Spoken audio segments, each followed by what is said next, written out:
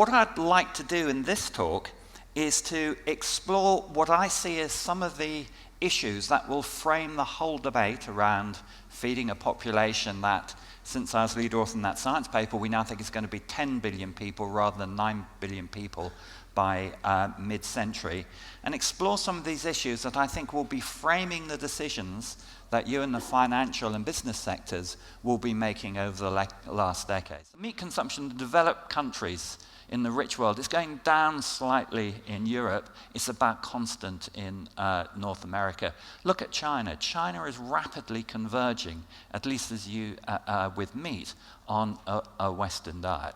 It is a myth to say that people are hungry, for example, in Africa, because the world produces enough food and it's a question of distribution.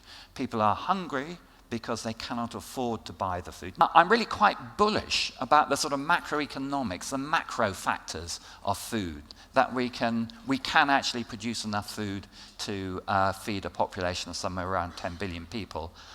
I'm really much more concerned about issues of the resilience of the food supply. I think some of the real issues in developed country agricultures that policymakers will be putting a lot of attention to is the stubborn yield gaps, which to me are more issues of behavioral economics than they are of agronomy, and how we incentivize sustainable intensification.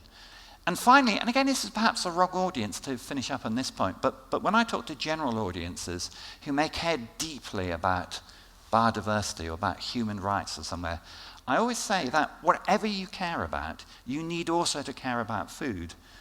Because essentially, if we fail on food, then we fail in everything.